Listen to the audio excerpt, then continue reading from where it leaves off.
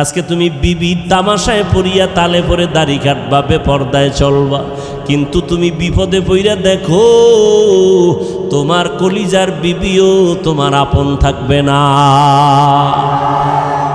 মরা লাগবে না, খালি একটু অসুস্থ হইয়া 10 দিন বিছনায় থাকো, টের ভাইবা তোমার কলিজার বউয়ের মোহাব্বতের পার্সেন্ট কত। বউরে টাকা দিলে আলহামদুলিল্লাহ, না দিলে নাউজুবিল্লাহ, ঠিক নেই। কোটি কোটি টাকা কামাই করো, বউয়ের জবানে হাসি নাই, শুকর আদায় করে না। দিতে দিতে স্বামী ফকির হয়ে গেল, কয় না আর দিও না, হয় না আরো দাও আরো দাও। কয়জন বিবি ঘরে আছে বলবে আমার সন্তানের তুমি পোশাক দাও, ঈদের বাজার করো, আমার জন্য কোনো শখ নাই, পারলে তুমি খুশি মনে যখন পারো দিও, এখন আমার দরকার নাই। তুমি ধার কইরা কোনো পেরেশানি মাথায় নিবা না। এমন বিবি যারা পাইবা তুমি জান্নাতের ঘেরান নিয়ে কবরে যাইবা।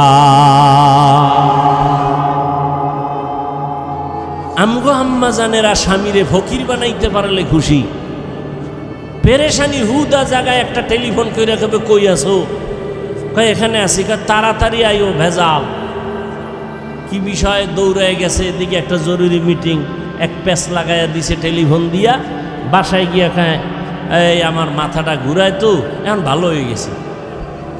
স্বামী স্ত্রীর মাঝখানে পর্দা লাগাইছে মোবাইল, স্ত্রী স্বামীর হক আদায় করে না, স্বামী স্ত্রীর হক আদায় করে না। কেন? কয় মোবাইলের হক আদায় করতেই তো রাত শেষ। মা বাবা সন্তানের হক আদায় করে না মোবাইলের কারণে, সন্তান মা বাবার হক আদায় করে না মোবাইলের কারণে। তাজা তাজা প্রাণগুলো চুরির নিচে চলে গেল মোবাইলের কারণে। কি বলবো, লেখাপড়ার ঘরে আগুন লাগছে মোবাইল। এই মোবাইলের কারণে মায়ের সাথে বেয়াদবি করেছো রে যুবক, মোবাইলের কারণে বাবার সাথে গাদ্দারি করেছো, শিক্ষকের সাথে বেয়াদবি করেছো। আল্লাহর কসম করে বলি, লিখে রাখ, তোর কপাল আগুন লাগছে, তুই মরার আগে এত তাড়াতাড়ি মরবি না। আর যদি মরো তো গাড়ির তলে, মানে যে ধর এটাও কইতে পারবি না, শেষ। আর যদি না মরো তো বিছানায় মরার আগে পঙ্গু হয়ে থাকবি, লেখা রাখ। হাদিস শুনানের সময় নাই যে আমি যা বলতেছি মনে করিস না গাঞ্জা খাইছি, আমার চেহারা দেখলে গাঞ্জাখোরের মতো মনে হয়, তো তুই কেন বলো আবল তাবল বলি? তোর চেহারা দেখলে মনে হয় তুই গাঞ্জা খাও, তুই ইয়াবা খাও, তুই নামাজ পড়ো না, তুই মায়ের সাথে বেয়াদবি করো, বাবার সাথে বেয়াদবি করো, অল টাইম তোর উপরে অভিশাপ অভিশাপ অভিশাপ। ভয় লাগে তুই কখন হাত পাও ভাঙ্গে গাড়ির তলে পইরা থাকো, ভয় লাগে আমার।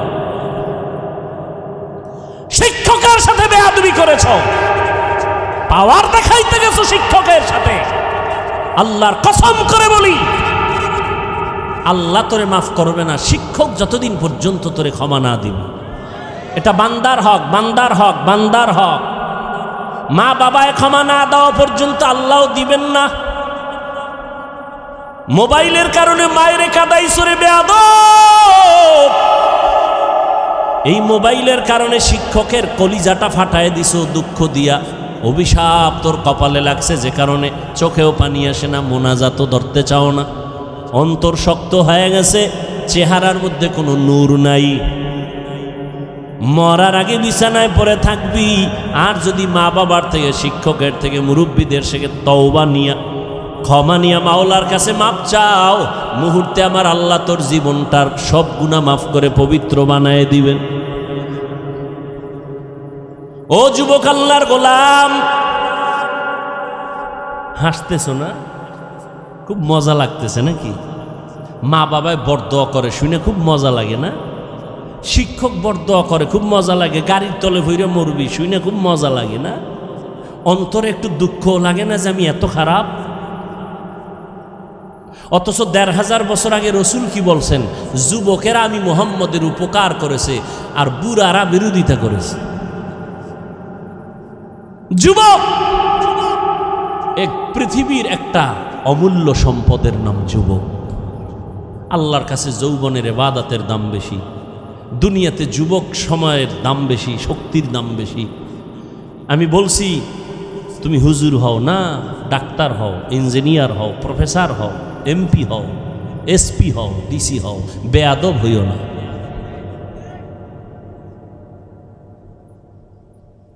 অনেক ডিসি সাহেবের গুণগান, খুব ভালো, খুব ভালো, এসপি সাহেব ভালো, মেম্বার ভালো, চেয়ারম্যান ভালো, নাই?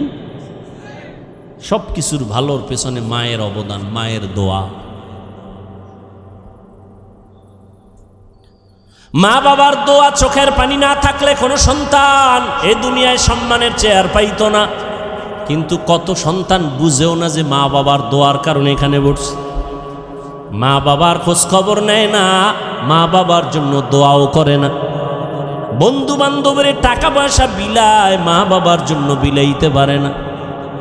বাইতুল্লাহ যাই একটু আল্লাহরে ডাকবে, টাকা আছে, কপাল নাই। ঠিক নি? বছরে 2-3 বার যাইতে পারে, একবারও যায় না। জিগাইলি কয় এই সমস্যা, এই সমস্যা, কপাল বড় খারাপ। ও আল্লাহর বান্দারা, আল্লাহ পাক বলেন আমি 5টা জিনিসের মাধ্যমে পরীক্ষা নিব। 1 নাম্বার আল্লাহর ভয়, দ্বিতীয় পরীক্ষা হলো ক্ষুধা। ইমাম শাফিঈ রহমতুল্লাহ আলাইহি বলেন ক্ষুধা মানে এখানে উদ্দেশ্য হলো রোজা। এই যে রমজান মাস গেল, কত কুলাঙ্গারের বাচ্চারা এই বাংলাদেশে বলছে ঘরের মধ্যে কি ভাতের অভাব আছে, রোজা রাখবো কেন? বলে নাই? আমরা কি ভাতের অভাবে রোজা রাখি? রোজা তো হিন্দুরাও রোজা রাখে, খ্রিস্টানেরাও রাখে, ইহুদিরাও রাখে। দুনিয়াতে এমন কোনো ধর্মের মানুষ নাই যেই ধর্মের মধ্যে রোজার আইন নাই, তবে তাদের নাম আলাদা, সিস্টেম আলাদা। আমরা কই রোজা, তারা কয় না খাওয়ার সাধনা। কোন কোন ধর্মেও দেখছি এরকম লেখা, না খাইয়া যদি মরতে পারে বিনা হিসাবে জান্নাত পাবে। কিন্তু আমরা মুসলমানেরা না খাওয়ার সাধনা করি না, বরং না খাওয়ার ভেতর থেকে আল্লাহ পাওয়ার সাধনা করি। পরকালের সওয়াব বাদ দাও। চিকিৎসা বিজ্ঞানীরা রোজা নিয়ে গবেষণা করে বলছে শরীর ঠিক রাখার জন্য একটা মহা ঔষধের নাম রোজা। জনমের মতো খাইবা না, এতে শরীর সুস্থ থাকবে না। খবরদার, শরীর সুস্থ রাখার জন্য আল্লাহ পাক কিছু নিয়ম বাতায় দিছে। শরীরে তোমার যতটুকু টানবে ততটুকু দিতে হবে, বেশি দেওয়া যাবে না, কমও দেওয়া যাবে না। তোমার শরীর, তোমার পেট, পুরা বডির মধ্যে তোমার মেশিন। প্রত্যেকটা মানুষের ভিতরে 23টা ইঞ্জিন আছে, 23টা মেশিন আছে। কয়টা? 23টা মেশিন আছে বডির ভিতরে। মাথায় আছে 10টা। কয়টা? পেটের মধ্যে আছে 8টা। কয়টা? 8টা। এরে আল্লাহর বান্দা, এই মেশিনের মধ্যে শ্রেষ্ঠ যেটা মূল, সেটা হলো পেট। তোমার এই বডিকে সুস্থ রাখার জন্য ওখান থেকে 8টা মেশিন পুরা বডিটারে কন্ট্রোল করে পেটের মাধ্যমে। এরে নবীর উম্মতের দল, এই জন্য খাদ্য নিয়ম ছাড়া খাওয়া যাবে না। বেশি খাইলেও ঝামেলা, কম খাইলেও ঝামেলা। বিজ্ঞান, চিকিৎসা বিজ্ঞানীরা বলে আমার কথা যদি বিশ্বাস না করো, আজকে বাসায় গিয়া মোবাইলে তো আকামি করছো জীবনভর, আজকে একটু গুগলে সার্চ দিও। গুগলে সার্চ দাও, দিয়া লেখবার রোজার দ্বারা শরীরের উপকার কি কি। ওখানে সব তঙ্গ মুরব্বী টাইওয়ালারা বসে আছে, গবেষক। আমাকে হুজুর টুজুর ওখানে কেউ নেই। সুন্দরভাবে গবেষণা দিয়ে রাখছে রোজা রাখলে কি হয়।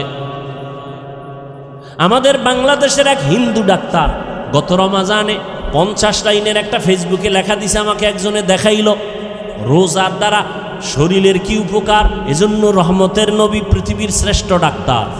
পৃথিবীর শ্রেষ্ঠ ডাক্তার আমার নবী শুধু রমাজান না, প্রত্যেক সোমবার, সপ্তাহের বৃহস্পতিবারও রোজা রাখতেন। রোজা রাখলে শরীর সুস্থ থাকে, পুরা ব্যালেন্স ঠিক থাকে।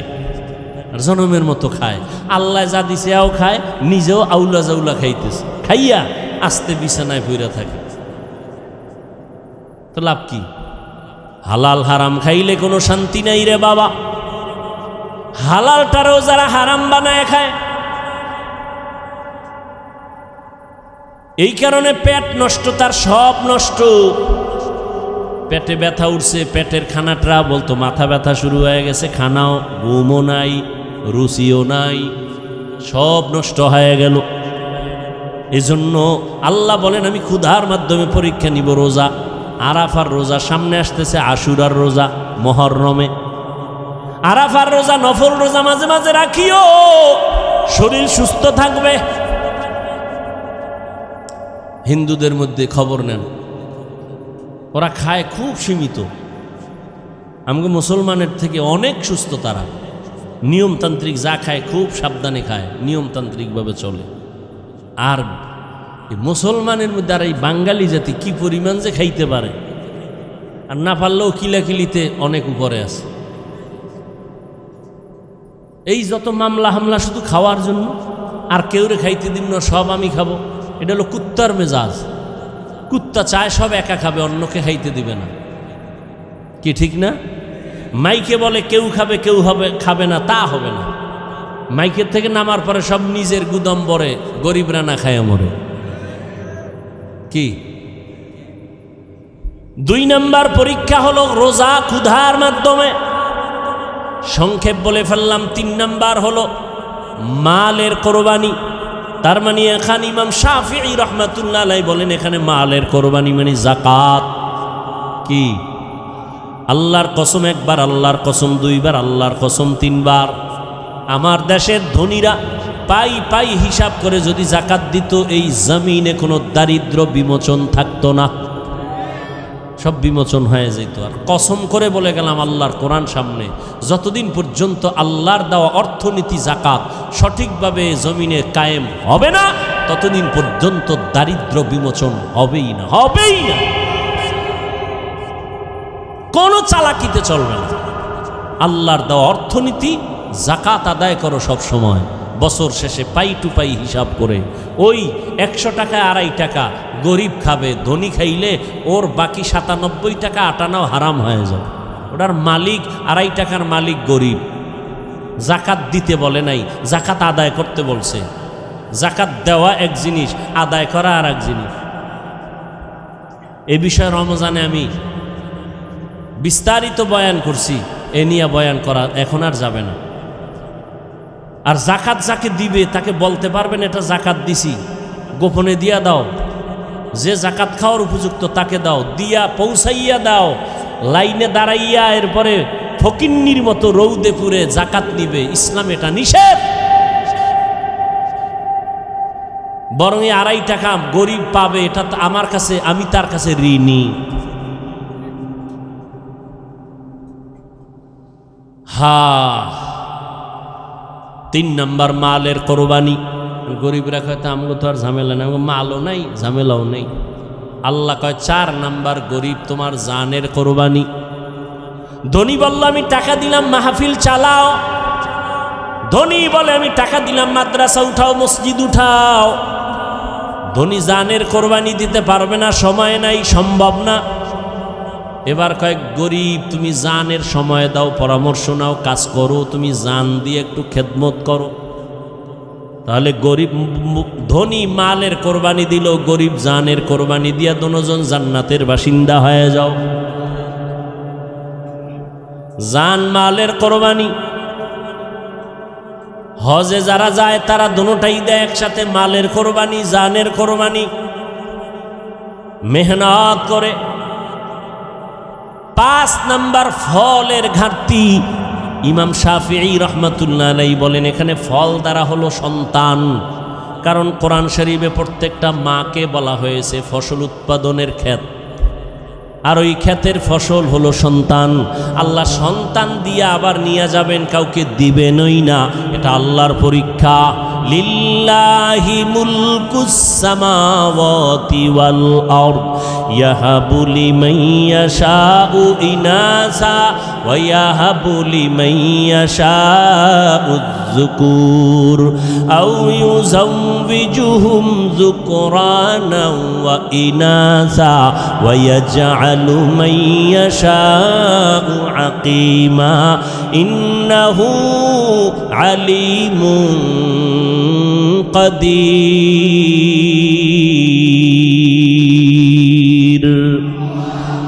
আল্লাহ বলেন আসমান জমিনের ক্ষমতা আমার হাতে, আমি চাইলে কাউকে ছেলে দেই, কাউকে মেয়ে দেই, কাউকে দোনোটা দেই, কাউকে কোনোটাই দেই না। ক্ষমতা কার? আল্লাহ পাক বলেন আমি ছেলে দিয়া সন্তান দিয়া পরীক্ষা নেই। ইন্নামা আমওয়ালুকুম ওয়া আওলাদুকুম ফিতনা, সম্পদ আর সন্তান তোমার জন্য পরীক্ষার বস্তু। খবরদার সন্তানের মায়ায় পড়ে আল্লাহকে ভুলে যেও না। পর্দার আম্মা জানেরা, আল্লাহ সন্তান দান করেছেন, সন্তানটাকে মানুষ বানায় যান। মানুষ বানাইতে হলে আপনাকে মাওলানা বানাইতে হবে না, একজন মুফতি সাহেব বানাইলেই মানুষ হবে এটা গ্যারান্টি নাই। আপনার সন্তানটারে ডাক্তার বানাবেন, আপনার সন্তানের ইঞ্জিনিয়ার বানান, তবে মানুষ যদি বানাইতে চান আমার নবীর আদর্শ ছাড়া মানুষ হওয়া সম্ভব না। অতএব আপনার সন্তান ডাক্তারি পড়িয়াও যেন নামাজ না ছাড়ে, মা বাবার সাথে বেয়াদবি না করে, এমন সন্তানের ইমানদার, এমন সন্তান রেখে যান ডাক্তার ইঞ্জিনিয়ার। আপনার সন্তানের ব্যবহারে যেন মা বাবার কলিজা ঠান্ডা হয়, সন্তানের ব্যবহারে যেন আলেমদের কলিজা ঠান্ডা হয়, সন্তানের ব্যবহারে যেন কারো অন্তরে কষ্ট না যায়। ওই সন্তান যদি রেখে যান, ডাক্তার হইয়াও কোরআন পড়িয়া মা বাবার জন্য দোয়া করবে, ইঞ্জিনিয়ার হইয়াও কোরআন পড়ে মা বাবার জন্য দোয়া করবে। এমন একটা আদর্শ সন্তান রেখে যাবেন, দুনিয়াও আপনার সুনাম হবে, কিয়ামতেও এর উসিলায় নাজাত পেয়ে যাবেন। ও যুবক বাবারা, এখনো সময় আছে, তওবা করে নাও। জীবনটার কোনো দাম নাই যদি তুমি আল্লাহর হুকুম মতো জীবনকে পরিচালনা করতে না পারো। আমি শুরুতেই বলছিলাম বাবা, তোমার আল্লাহ আমার আল্লাহ এক, তোমার নবী আমার নবী এক, তোমার ধর্ম আমার ধর্ম এক, তুমি আমি একই আল্লাহর গোলাম, একই নবীর উম্মত, এক কোরআন মানি, এক কাবা মানি। অথচ তোমার দাড়ি রাখতে লজ্জা লাগে, আমার দাড়ি কাটতে লজ্জা লাগে। বিষয়টা কি? তুমিও নবীর উম্মত, আমিও উম্মত, তোমার আল্লাহ আমার আল্লাহ এক, কোরআন এক, ধর্ম এক। তোমার নামাজ পড়তে কষ্ট লাগে আর আমার নামাজ না পড়লে লজ্জা লাগে, তোমার পর্দা করতে লজ্জা লাগে, আমার পর্দা না করলে লজ্জা লাগে। তুমি মসজিদে ঢুকতে লজ্জা পাও আর আমি মসজিদে না ঢুকলে লজ্জা পাই। বিষয়টা কি? আসলে বিষয় কিছুই না। আবু জাহিল্লাও একটা মানুষ, ওমরে ফারুক একটা মানুষ। ব্যবধানটা কোথায়? ওমর যেই রাস্তায় চলে ওই রাস্তায় শয়তান পর্যন্ত আসে না, ভয়। ওমর এমন আল্লাহর গোলাম হয়ে গেল যে ওমরের দরবারের সামনে কোনো বেঈমান দাঁড়াইতে পারে না, ভয়। কারণটা কি? ওমর আর আবু জাহালের সুরাত এক, কিন্তু ওমরের মধ্যে মদিনার নবীর আদর্শ আসার কারণে আল্লাহ এত পাওয়ার দান করছেন। এক ওমরের দ্বারা গোটা দুনিয়া অর্ধ জাহান শাসন করছেন, শোষণ করে নাই। ওমরের কোনো বডিগার্ড নাই, সিকিউরিটি গার্ডও ওমরের নাই, কোনো অস্ত্র নাই। রোমের সর্দার, রোম সম্রাট কয় ওমরের এত সুনাম, এই ওমরের বডিগার্ড কয়জন? খবর নাও। গিয়া খবর নিয়ে দেখে কোনো বডিগার্ড নাই, একা একা চলে। কয় একা একা চলে? অর্ধ দুনিয়ার বাদশাহ। কয় তারে মারার জন্য তো বড় সহজ। কয় হ্যাঁ সহজ, যাও দায়িত্ব দিয়া দিল তরবারি নিয়া, ওমরের মারতে পারবা কে? কয়েকজন রেডি। কয় গোপনে একা কোথায় তাকে মেরে ফেলবা? খবর নিয়ে দেখে এরকম একটা খোলা ময়দানে পাহাড়ের পাশে ওমর একা, হাতের বালিশ বানায় ঘুমাইতেছে, আর কেউ নাই। দুশ্মন খবর পাইয়া রওয়ানা। এই সুযোগ হাতছাড়া করা যাবে না। আল্লাহ যদি হেফাজত করে দুনিয়ার সবাই এক হইয়াও তার ক্ষতি করতে পারে না। ওমর তো ঘুমে আছে, তরবারি নিয়ে দুশ্মন মাঠের কিনারায় গিয়া দেখে কেউ নাই, সহজে মেরে ফেলবো, মনে বড় খুশি। কিন্তু হঠাৎ করে আবার ভয়, এক কদম সামনে যায়, আবার দাঁড়ায় যায়, পেছনে ব্যাক করে আবার যায়। এভাবে করতে করতে দীর্ঘ টাইম ওমরের কিনারায় কাছাকাছি যাইয়া এবার ভাবতেছে ওমরের মারবো। হঠাৎ করে দেখে কিনারায় কোনো আইম্মায়ে কেরাম আসবেন না, বড় বড় বড় বড় মুত্তাকি আল্লাহওয়ালা, যাদের নাম শুনলে মানুষের দিল কাঁপে, চোখে পানি আসে, আমলের জন্য মন তৈরি হয়, এরাও আর আসবেন না। জান্নাতেও যেতে হবে, ঠিকানা কোরআন হাদিসে, কিন্তু কোরআনও পড়তে পারেন না, হাদিসও পড়তে পারেন না। এখন আপনার উপায় কি? চায়ের দোকানে বইয়া চাপাবাজি করেন না?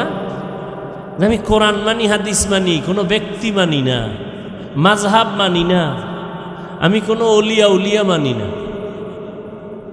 অথচ আপনি আউযুবিল্লাহ পর্যন্ত পারেন না, আপনি চাপাবাজি করতেছেন বয়া বয়া। এই মানামানির ক্ষেত্রে পৃথিবীতে তিন দল। এক দল বলে আমরা শুধু কিতাব মানি, কোনো ব্যক্তি মানি না, তারা ভণ্ড। আমি বলছি সত্য কথার স্বীকার করবেন, মানেন আর না মানেন। যারা বলে শুধু কিতাব মানি, কোনো ব্যক্তি মানি না, তারা কি? তাদের যারা ভণ্ড বলে না, তারাও ভণ্ড। আর এক দল আছে, এরা ব্যক্তি মানে, কিতাব মানে না। মানবে কি? কিতাব পড়তেই পারে না। এরা বলে পীর সাহেব যা কয় তাই। কয় পীর যদি কয় জাহান্নামে যাবি, কয় জামু। এরাও ভণ্ড। হক কারা? যারা বলে আমরা কোরআন হাদিস কিতাবও মানি, ব্যক্তিও মানি, তারা হক। আমরা আলেমও মানি, কোরআন হাদিসও মানি, আমরা মাযহাবও মানি, কোরআন হাদিসও মানি। বলে কেমনে? কয় আলেম ছাড়া কোরআন শিখা যাবে না। এখন যেই আলেমের থেকে কোরআন শিখলাম, আল্লাহ না করুন ওই আলেমকে শয়তান ধোঁকা দিতে পারে না? পারে না। তাহলে আমি কোরআন হাদিস শিখার পরে এখন জানছি কোনটা হক কোনটা না হক, কোনটা ভালো কোনটা মন্দ। এখন এটা আমার হাতে কষ্টি পাথর। এই কষ্টি পাথরে যদি আমার ওস্তাদ, আমার আলেম, আমার পীর যদি ভালো লাইনে থাকে, সালাম, শ্রদ্ধা, মোহাব্বত, দোয়া, হাদিয়া। যদি কোরআনের কষ্টি পাথরে আমার পীর, আমার আলেম, আমার হুজুর, ওস্তাদ লাইনে না থাকে, ধিক্কার হাজারবার, এর কথা মানা যাবে না। যারা কিতাব মানে, কোনো ব্যক্তি মানে না, হক না ভণ্ড? যারা শুধু ব্যক্তি মানে, কিতাব মানে না, তারাও কি? যারা ব্যক্তি মানে, কিতাব মানে, তারা হক। কিতাবও মানি, ব্যক্তিও মানি। কেমনে বুঝাই দিছি তো 1 মিনিটে। না বুঝলে কি করার? আমি হাফিজুর রহমানের তো দূরের কথা, মক্কা মদিনার ইমাম সাহেবেরও কিছু করার নাই। তাও বাদ দেন, স্বয়ং রসুল রহমাতুল্লিল, যে নবীর কোনো গুনাহ নাকি আছে? যে নবীর কোনো গুনাহ, যার কোনো তুলনা, সেই নবীর বয়ানেও আবু জাহাল কালেমা পড়ে না, জানছে মোহাম্মদ হক। আবু জাহিল্লা জানতো কোরআন হক, আবু জাহিল্লা জানতো কিয়ামত হক, এরপরও মানছে। এর নাম কফাল, এর নাম কফাল। যদি কফাল খারাপ হয় তা হাফিজুর রহমান কেন স্বয়ং রসুলের বয়ানেও কালেমা পড়ে না? এর নাম কি? কফাল। আর যদি কপাল খুলে যায় তাহলে নবীজিকে জবাই করতে এসেও কালেমা পড়ে। কে বলেন? ওমর ফারুক আপনার ছোট ভাই, তো এমনি কইলেন কেন? নবীজির নাম আমরা নেই না, পীর সাহেবের নাম নিলে বেদবি হবে না? কারণ পীর সাহেব নবীর থেকেও দামি। হ্যাঁ, এই সমস্ত ঝামেলার মূল হলো মূর্খতা, ধর্মীয় এলেম নাই, এই জন্যই ঝামেলাগুলো। পীর সাহেবের নাম নিবে না, বেদবি হবে। তোমার পীর সাহেব রসুলের থেকে দামি, তো রসুলের নাম নিলে বেদবি হয় না সওয়াব হয়? নবীজির নাম যদি নেওয়া যায়, সাহাবায়ে কেরামের নাম যদি নেওয়া যায়, পীর সাহেবের নাম নেওয়া যাবে না কেন? অতি ভক্ত এর নাম চোর, অতি ভক্তের নাম, আর অতি বেয়াদবের নাম ডাকাত। বেয়াদবিও করা যাবে না মুরব্বীদের সাথে, অতি ভক্তিও দেখানো যাবে না।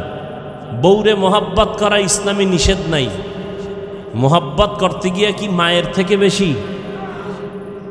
পীর সাহেবকে মোহাব্বত করেন, ওস্তাদকে মোহাব্বত করেন, সে আপনাকে ভালো মানুষ হিসাবে তৈরি করেছে, তার মানে রসুলের থেকে বেশি, সাহাবায়ে কেরাম থেকে বেশি।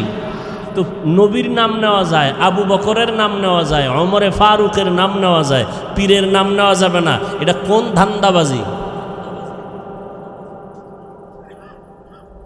আল্লাহ হেদায়াত দান করুন।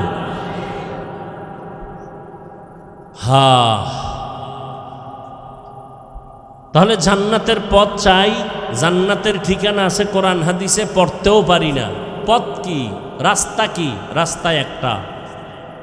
কিয়ামত পর্যন্ত জান্নাতের পথ ঠিকানা নেওয়ার রাস্তা একটা।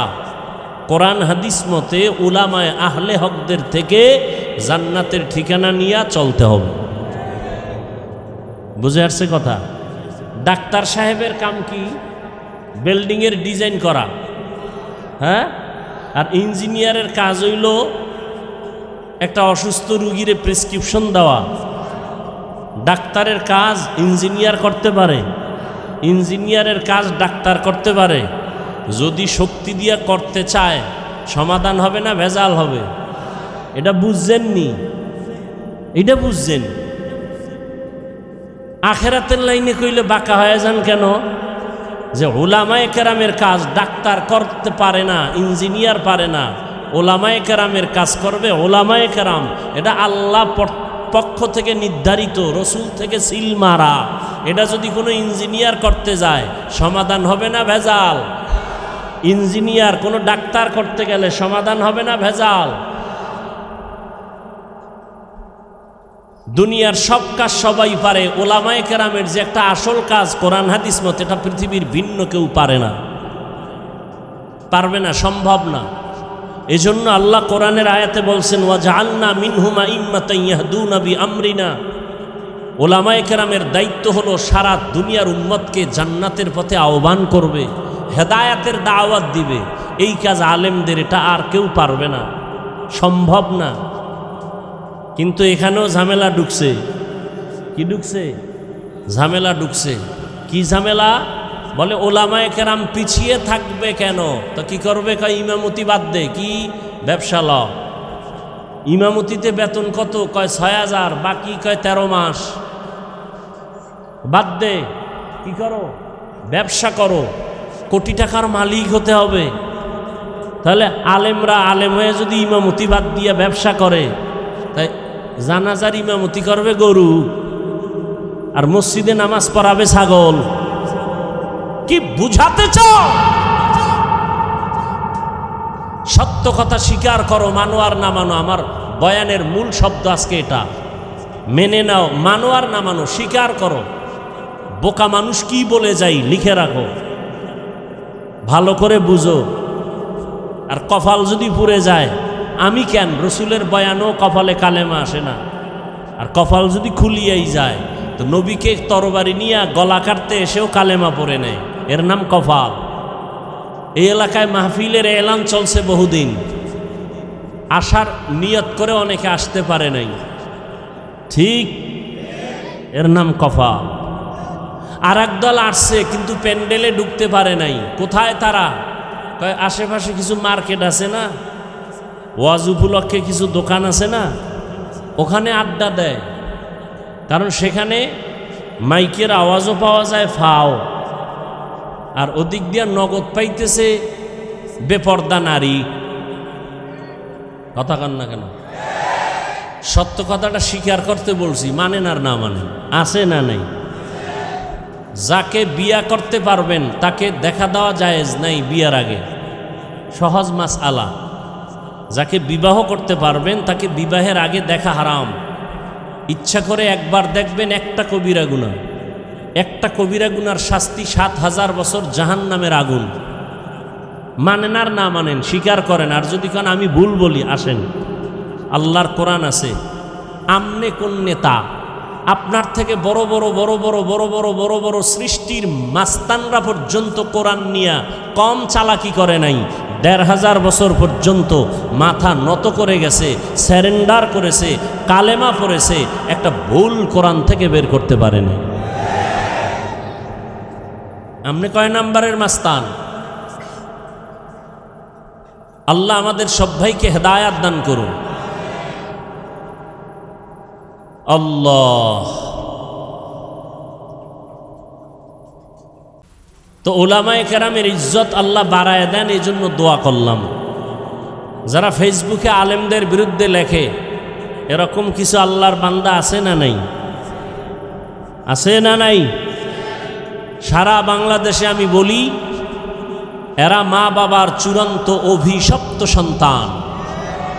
মা বাবার অভিশপ্ত সন্তান ছাড়া আলেমদের বিরুদ্ধে ফেসবুকে মিডিয়ায় চক্রান্ত করতে পারে না। যারা করে ওরা মা বাবার অভিশপ্ত সন্তান। আল্লাহর কাছে দোয়া করি আল্লাহ ওদের হেদায়াত দান করেন। তো আমি যে আয়াত পড়েছি এবং রসুলের হাদিস থেকে সংক্ষিপ্ত একটি হাদিস পড়েছি, আয়াত ও হাদিসের আলোকে ইখলাস ও রুহানিয়তের সমন্বয়, সহি তরিকায়, সহি নিয়তে, সহি কিছু কথা আমাকে বলার মতো, আপনাদেরকে শুনবার মতো দয়াময় আল্লাহ তৌফিক দান করুন।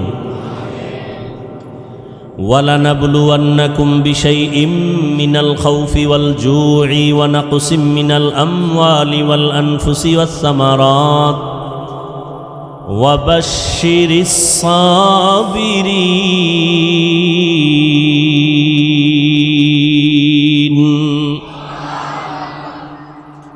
আল্লাহ বলেন আমি মুমিনকে অবশ্যই পরীক্ষা করবই করব। ভয়ের মাধ্যমে, ক্ষুধার মাধ্যমে, সম্পদের কোরবানি, জানের কোরবানি, ফলের ঘাটতির মাধ্যমে, 5টা জিনিসের দ্বারা আমি মুমিনকে পরীক্ষা করবই করব। ওয়াবাশশিরিস সাবিরিন, সবের ধৈর্য ধারণকারী যারা তাদের জন্য সুসংবাদ। পয়গম্বর বলেন মান ইউরিদিল্লাহু বিহি খায়রান ইউসিব মিন, আল্লাহ যাকে বেশি মোহাব্বত করবেন, ভালোবাসবেন, তাকে আল্লাহ মুসিবতের পরীক্ষা নিবেন। তাহলে মুসিবত আশাটা আল্লাহর পক্ষ থেকে মুমিনের জন্য নেয়ামত, মুমিনের জন্য নেয়ামত। মুসিবত কে দিবেন? আল্লাহ দিবেন। উদ্ধার কে করবেন? আল্লাহ করবেন। মুসিবতটা কেন? আল্লাহ যাচাই করবেন তোমার ঈমানটা দুর্বল না মজবুত। আমি যে আয়াত পড়েছি এখানে 5টা জিনিসের কথা বলা হয়েছে, তবে এই মুসিবতে আল্লাহ যে পরীক্ষা নেবেন 5টা জিনিসের দ্বারা, পাশ করবে কারা আল্লাহ তাও বলে দিয়েছেন। একটা গুণ যাদের মধ্যে থাকবে তারা এই 5 পরীক্ষায় পাশ করবে। আর এই পরীক্ষায় পাশ করলে সে দুনিয়াতেও বাদশা, আখিরাতেও বাদশা, বিনা হিসাবে জান্নাত। পাশ করার জন্য কয় পুঁজি? একটা পুঁজি লাগবে। পরীক্ষার বস্তু 5টা, পাশ করতে হলে পুঁজি লাগবে কয়টা? পুঁজির নাম ধৈর্য। পুঁজির নাম ধৈর্য। 3 প্রকার: ইবাদতের বেলায় ধৈর্য, মুসিবতের বেলায় ধৈর্য, গুনাহের বেলায় ধৈর্য। সবর ফিল ইবাদাহ, সবর ফিল মুসিবাহ, সবর আনিল মাসিয়াহ। এই যে এখানে আপনারা বসছেন, এটা ইবাদতের সওয়াব।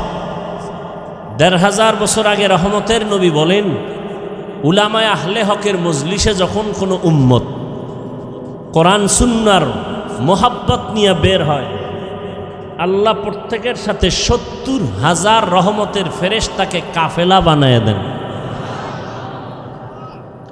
এবং ওই প্যান্ডেলকে পুরা ফেরেশতারা বেষ্টন করে নেন। যতক্ষণে প্যান্ডেল থাকবে, বয়ান চলবে, অনবরত আল্লাহর রহমত অবতীর্ণ হবে।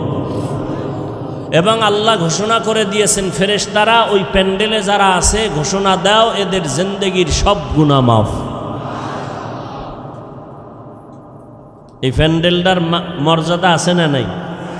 থাকবে না কেন? দুনিয়ার কোনো টাকাওয়ালা যদি এতগুলো মানুষ এই বৃষ্টির মধ্যে বসায় রাখতে চাইতেন, বৃষ্টি থেকেও বসে থাকতো? 1 নাম্বার, তার কতটা পেরেশানি হতে হতো। লোকগুলোকে আনার জন্য আসা যাওয়ার ফ্রি গাড়ি দেওয়া লাগতো। কথা বলেন, সত্যটা বলেন না কেন? গাড়ি দেওয়া লাগতো কি? ফ্রি।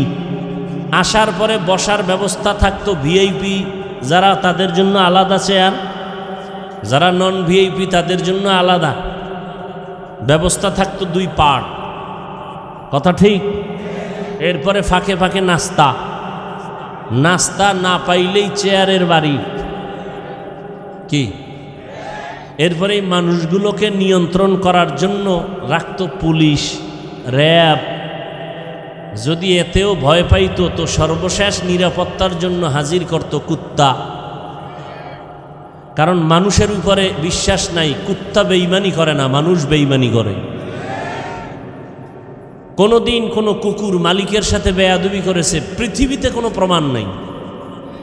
পশ্চিমা বিশ্বে খবর নিয়ে দেখেন, কুত্তা নিয়ে মালিক ঘুমায়, মহিলা ঘুমায়, কুত্তা নিয়ে কোলে নেয়, বাচ্চাকে কোলে নেয় না। কুত্তা পশু জাতির মধ্যে মালিকের চূড়ান্ত বিনয়ী গোলামির মধ্যে কুকুরের থেকে আর কেউ নেই। কুকুর হলো সব থেকে শ্রেষ্ঠ মালিকের গোলামির মধ্যে। কিন্তু একটু চিন্তা করেন তো, এটা একটা কোরআনের মাহফিল, দ্বীনের মাহফিল। আপনাদেরকে আসা যাওয়ার কোনো গাড়ি ভাড়া দেওয়া হয়েছে? কেউ নিজে ভাড়া দিয়ে আসছেন, কেউ পায়ে হেঁটে আসছেন, ঠিক না? নাস্তা দিছে? দিবে না, বরং কিছু টাকা মাহফিলের জন্য রেখে দেওয়া হলো। বসার জন্য ভিআইপি ব্যবস্থা, নন ভিআইপি আলাদা করা আছে। বরং পৃথিবীতে এরকম থার্ড ক্লাসের বিছানা আর নাই যেটা আপনাদের দেওয়া হয়েছে। কোনো বিবাহের অনুষ্ঠানে এই বিছানা দিলে কি পরিমাণ জুতা খাবে, ঠিক না? কিন্তু এই দুর্বল বিছানা অনেকে মাটিতে বসছেন, কোনো কষ্ট আছে? এগুলো মানুষকে নিয়ন্ত্রণের জন্য পুলিশ আছে কতজন, র্যাব আছে কয়জন, কুত্তা আছে কয়টা?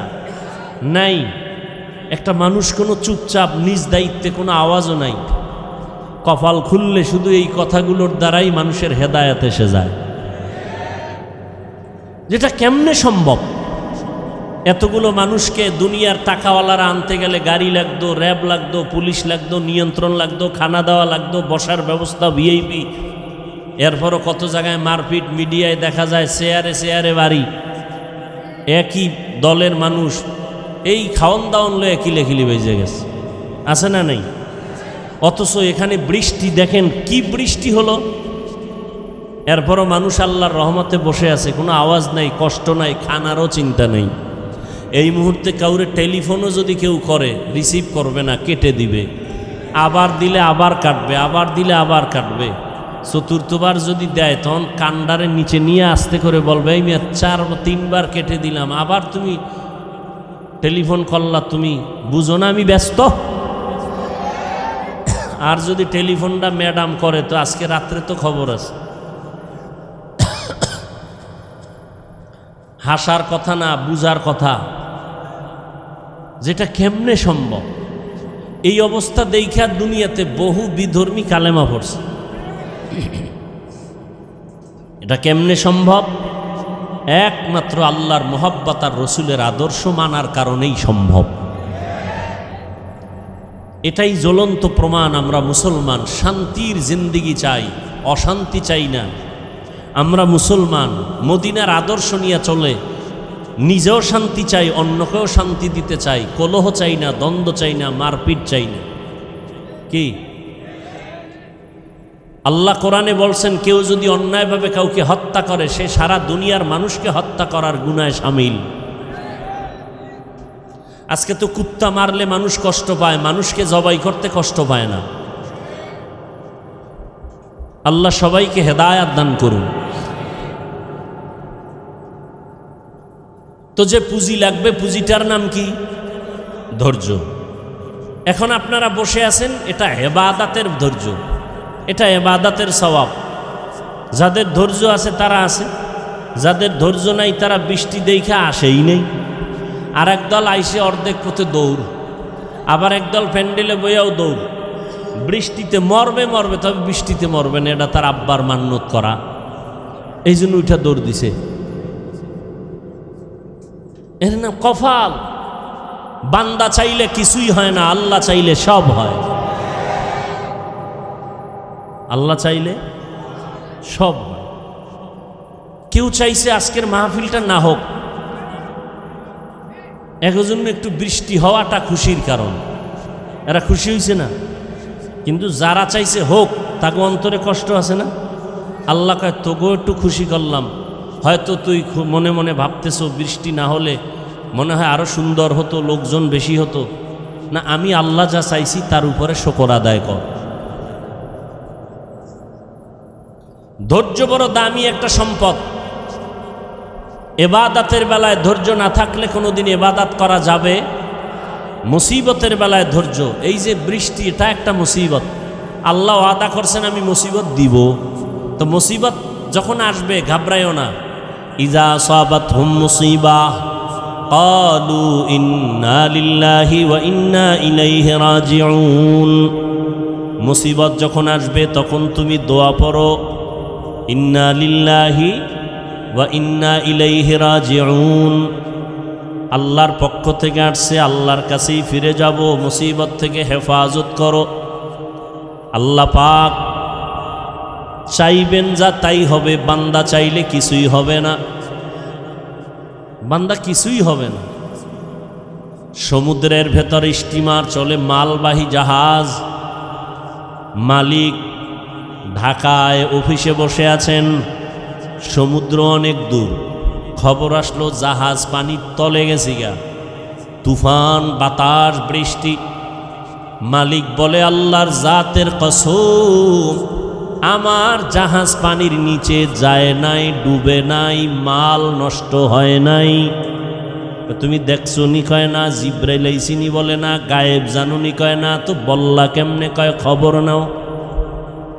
সমুদ্রের মাঝে গিয়া খবর দিয়া দেখেন অন্য জাহাজগুলো ডুবে গেছে, মাল নষ্ট হয়েছে, ওই মালিকেরটা এখনো অক্ষত, সুস্থ, নষ্ট হয় নাই।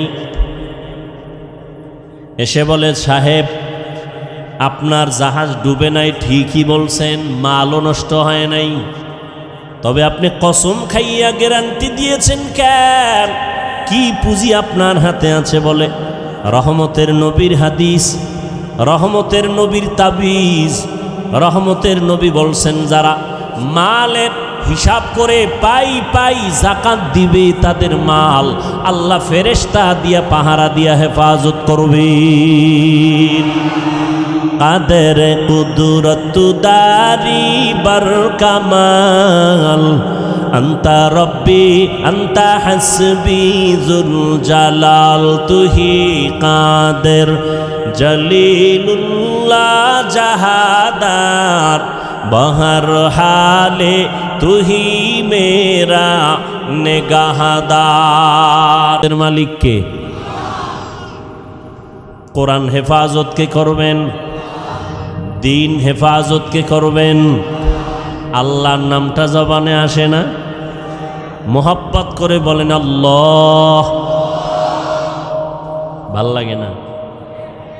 জীবনে ছেলের নাম নিলা, ছেলেরে বাচ্চাটারে কত সুন্দর কইয়া আব্বু কইয়া চুমা দিলা 12 বার, বাচ্চাটারে সুন্দর বলে চুমু খাইছো, কিন্তু এই বাচ্চাটারে এত সুন্দর করে কে বানাইছেন একবারও তাকে আল্লাহ বলে ডাকলা না রে, নিমক হারাম। আল্লাহ বলেন শুকর আদায় কর, আমি নিয়ামত আরো বাড়ায় দিব। লা ইন শাকারতুম লা আযীদান্নাকুম ওয়া লা ইন কাফারতুম ওয়া লা ইন কাফারতুম ইন্না আযাবি লাশাদীদ।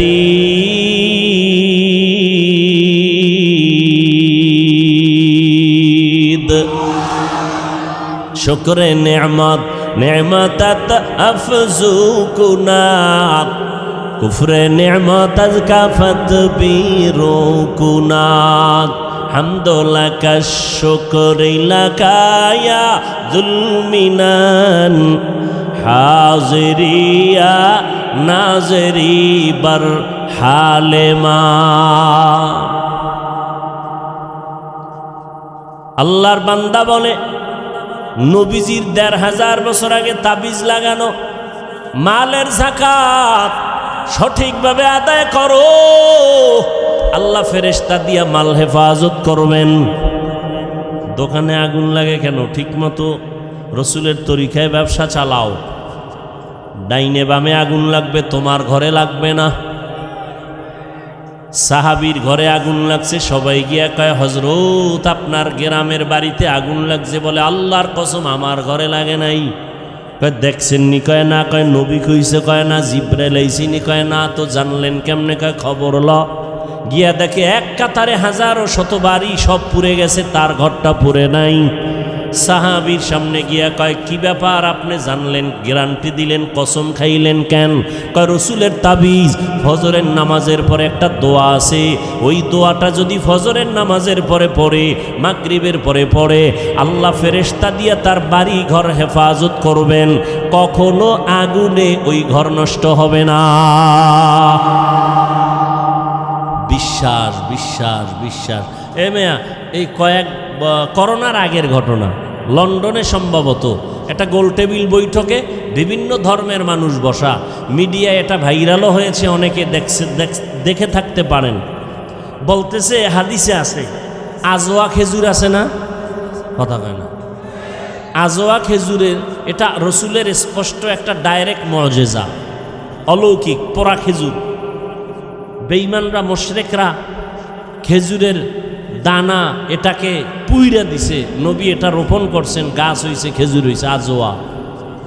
কেউ যদি ফজরের নামাজের পরে 7টা খেজুর আজোয়া, কয়টা?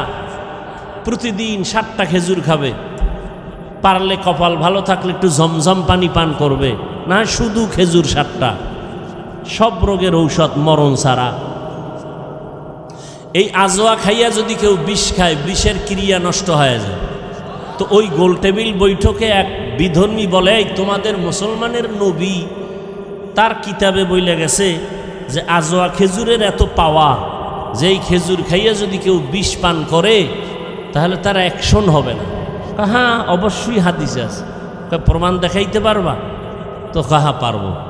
তো ইঁদুর মরে যেই বিষে, ওই বিষের বোতল নিয়ে দিছে। উনি 3টা আজোয়া খেজুর খাইয়া, একজন বড় আলেম বুজুর্গ, এরপরে ওই ইঁদুরের ওষুধটা পান করল। কইরা এবার দিব্যি আরামে বৈশা মিটিং চালাইল। দীর্ঘ টাইম মিটিং চলল। আর ওই সময় কিছু বিধর্মী কালেমা পড়েছে। এটি ইয়াকিন, বিশ্বাস। যার যেই যত পার্সেন্ট বিশ্বাস মজবুত, তার তত পার্সেন্ট ওই কাজে ফলাফল বেশি ভালো।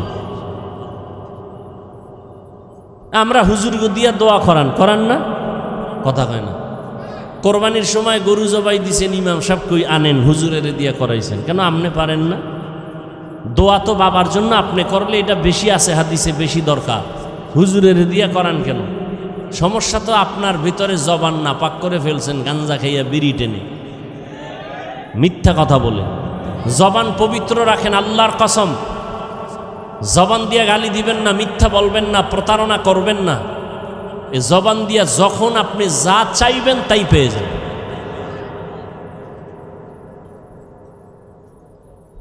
আপনি চাইতেছেন পান না, আপনার জবান না পাক, সুদের সাথে জড়িত। তো সুদের সাথে যারা জড়িত এরা হজ করলেও হজ কবুল হবে না।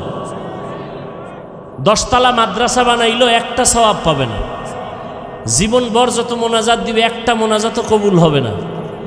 আল্লাহ কয় রেডিও রে বেঈমান, তোর সাথে আমি আল্লাহ নিজে যুদ্ধ করব রেডিও।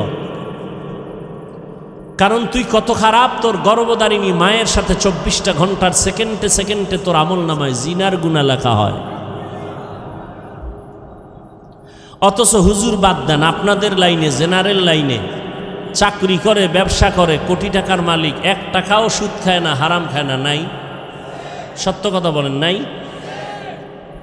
কিয়ামতের দিন তাকেই আল্লাহ দাঁড় করায় বলবে, এই বেঈমান, তোর লাইনের বান্দাটা হারাম খাইল না, তুই খাইলি কেন? জবাব দে।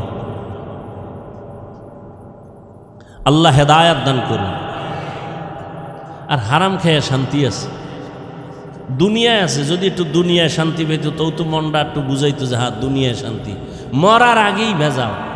দেখেন না কিভাবে দুদুকের নোটিশ আসতেছে, আসে না?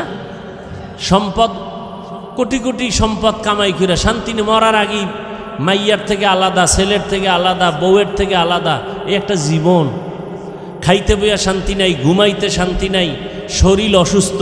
এটা জীবন হইল? এটা একটা জীবন হইল? এরপরে যদি হামলা মামলা, তাজা মানুষ জাগায় মাইরে ফেলাইতেছে। গতকালকে একটা মানুষের পেটের ভিতরে দেখছেন না? হ্যাঁ, খবরও নেই। সারাদিন মোবাইল নিয়ে কবিরা গুনাহ করবে, এটি দেখার টাইম কই? মোবাইল নিয়ে কবিরা গুনাহ করে করে চোখ না পাক, অন্তর না পাক, কান না পাক, জিহ্বা না পাক, দোয়া কেমনে কবুল হবে? মুসা নবীর ঘটনা আছে না? বৃষ্টি নাই এলাকায়, দোয়া চাইতেছেন, মুসা নবী আল্লাহর কাছে দোয়া করতেছেন। আল্লাহ মুসা নবীকে বলে, তোমার মজলিসে দোয়া কবুল হবে না, একটা জিনাকার আছে, এটার উডাও তাড়াতাড়ি নিলে, ওর কারণে দোয়া কবুল হবে না।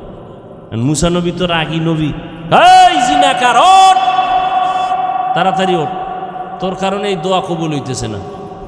জিনাকার যদি ওঠে তো জানবে সবাই আর জিনাকার। বয়ে বয়ে যদি কান্না করে তো সবাই জানবে আমি জিনাকার।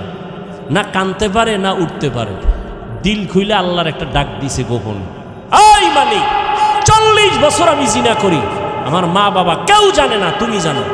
40 বছর তুমি ইজ্জতের পর্দা লাগায় রাখছো, আজকে নবীর সামনে বেইজ্জতি করবা, আর করবো না জিনা, মাফ করে দাও।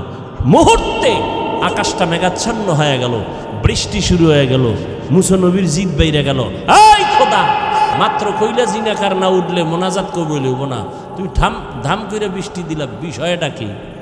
আল্লাহ কয় যার কারণে বলছি দিমু না তার কারণেই বৃষ্টি দিলাম। কাল্লা এটা আবার কেমন নীতি?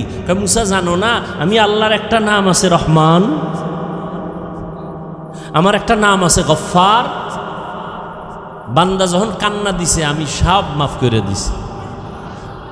ইয়া এলাহি तू मेरा माबूद है, या इलाही तू मेरा माशूक है, या इलाही मुझसे मुझको दूर कर ताकि देखो मुझ में तुझको एक नजर।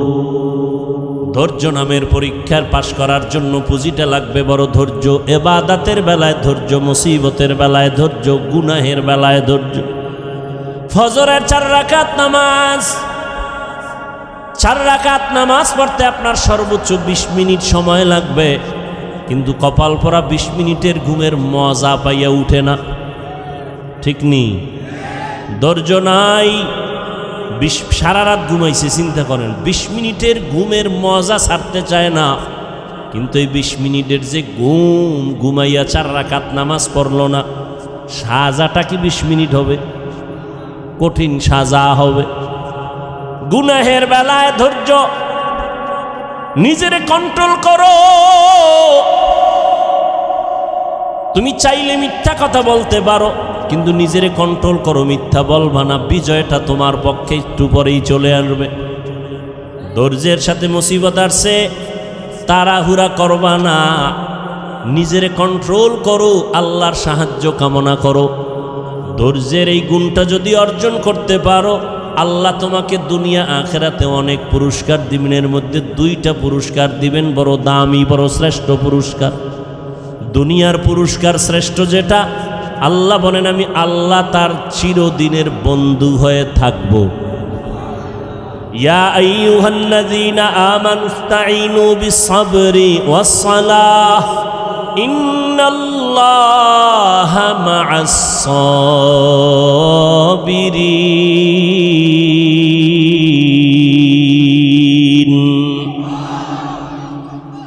দুনিয়ার পুরস্কার আল্লাহ তার বন্ধু হয়ে থাকবেন, আখেরাতের শ্রেষ্ঠ পুরস্কার হলো আল্লাহ বলেন আমি তাকে বিনা হিসাবে জান্নাত দিয়া দিব।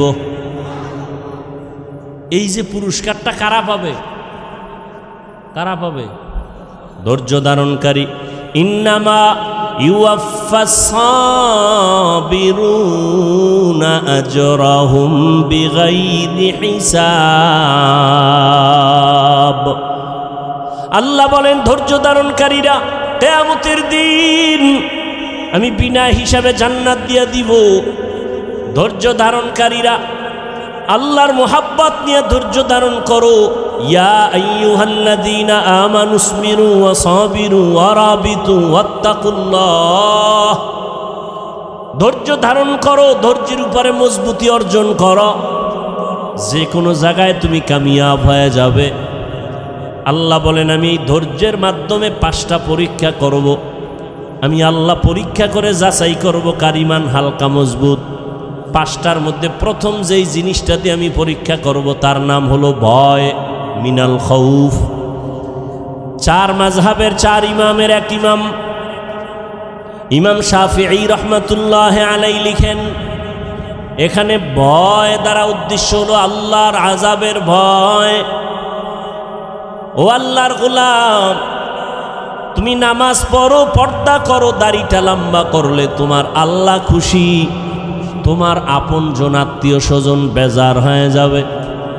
এখন তুমি আত্মীয় স্বজনের ভয়ে দাড়ি কাটবা, বেপর্দায় চলবা, নাকি আল্লাহর জাহান্নামের আযাবের ভয়ে নামাজ পড়বা, পর্দা করবা, এটা তোমার পরীক্ষা। ধৈর্য যদি থাকে তুমি পাস, আর ধৈর্য ধারণ করতে যদি না পারো তুমি ফেল হয়ে যাবা। আজকে তুমি বিবি তামাশায় পড়িয়া তালে পরে দাড়ি কাটবা, বেপর্দায় চলবা, কিন্তু তুমি বিপদে পড়িয়া দেখো তোমার কলিজার বিবিও তোমার আপন থাকবে না। মরা লাগবে না, খালি একটু অসুস্থ হইয়া 10 দিন বিছনায় থাকো, টের ভাইবা তোমার কলিজার বউয়ের মোহাব্বতের পার্সেন্ট কত। বউরে টাকা দিলে আলহামদুলিল্লাহ, না দিলে নাউজুবিল্লাহ, ঠিক নেই। কোটি কোটি টাকা কামাই করো, বউয়ের জবানে হাসি নাই, শুকর আদায় করে না। দিতে দিতে স্বামী ফকির হয়ে গেল, কয় না আর দিও না, হয় না আরো দাও আরো দাও। কয়জন বিবি ঘরে আছে বলবে আমার সন্তানের তুমি পোশাক দাও, ঈদের বাজার করো, আমার জন্য কোনো শখ নাই, পারলে তুমি খুশি মনে যখন পারো দিও, এখন আমার দরকার নাই। তুমি ধার কইরা কোনো পেরেশানি মাথায় নিবা না। এমন বিবি যারা পাইবা তুমি জান্নাতের ঘেরান নিয়ে কবরে যাইবা।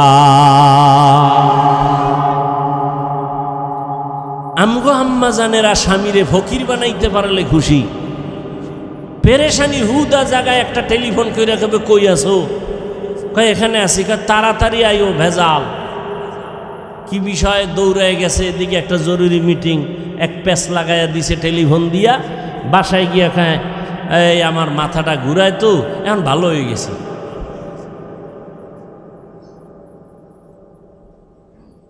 হ্যাঁ, এই জন্য ভালো মেয়ে বিয়া করো। ধৈর্য বড় দামি একটা সম্পদ। ধৈর্যের পাহাড় পৃথিবীতে স্থাপন করে গেছেন ও পর্দার আড়ালের আম্মা জানেরা।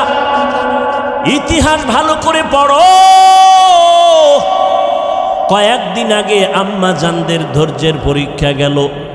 কোরবানি করেছো, মা হাজেরা আলাইহা সালামের ইতিহাস তোমার সামনে চলে আসছে। ইসমাইল নবীর মা কেমনে সন্তানটারে বাবার কাছে ছুরির নিচে দিয়া দিল। দুনিয়াতে 80 বছরের পরে বাবা ইব্রাহিম একটা সন্তান পাইছেন, ইসমাইল। আদরের বিবি হাজেরা আলাইহা সালাম বাচ্চা পাইয়া বাবাই খুশি। আল্লাহর অর্ডার হয়ে গেছে, এখন আর কাছে রাখা যাবে না। মক্কার কিনারায় জঙ্গল পাহাড়, ওখানে বিবি হাজেরাকে আর ইসমাইল শিশুটারে রাইখা নবী ইব্রাহিম বিদায়। আম্মা জান হাজেরা কয়, ও পয়গম্বর আপনি যেখানে রেখে যান আপনি কই যান? কয় আমি বাড়ি চলে যাই। কয় বিষয়টা কি? এখানে মানুষ নাই, সূর্যের আলো নাই, কিচ্ছু নাই, খাওন দাওন নাই, আমি মহিলা মানুষ, এই শিশু বাচ্চা নিয়ে কেমনে থাকবো? এবার ইব্রাহিম নবী কথা বলে না, চুপ করে দাঁড়ায় আছেন। মা হাজেরা বলে, আরে নবীর স্ত্রী তো, এত বুদ্ধি তো আল্লাহ কিছু দিয়া রাখছেন। কয় বড় বউ সারা বিশ্ব সুন্দরী, এর সাথে কোনো দ্বন্দ্ব? ইব্রাহিম নবী মাথা নাড়ায় বলে, না। হাজেরা বুঝতে পারছেন এখানে আল্লাহর হুকুম আসছে। এবার কয় আল্লাহর হুকুম হইছে নি? এবার ইব্রাহিম নবী জিও বলে না, মাথা দিয়া সম্মত দিলেন, হ্যাঁ। এইবার হাজেরা কয়, আল্লাহ যদি অর্ডার করে থাকেন আমি হাজেরার কোনো আফসোস নাই, দুঃখ নাই, আপনি চলে যান, দোয়া করবেন আল্লাহ যেন হেফাজত করে। মা হাজেরার ধৈর্য, মা হাজেরাকে আল্লাহ এত ভালোবাসেন, এই ধৈর্যের কারণে কিয়ামত পর্যন্ত, ইসরাফিলের সিংহায় ফুৎকার দেওয়া পর্যন্ত মা হাজেরার স্মৃতি আল্লাহ হাজিদের জন্য ওয়াজিব করে দিছেন। ও হাজি সাবরা, তোমরা মক্কায় গিয়ে যখন হজ করবা, সফা মারওয়ায় আমার হাজেরা দৌড়াইছে 7 বার। তোরা যদি দৌড়টা না দেও আমি আল্লাহ তোদের কারো হজ কবুল করব না।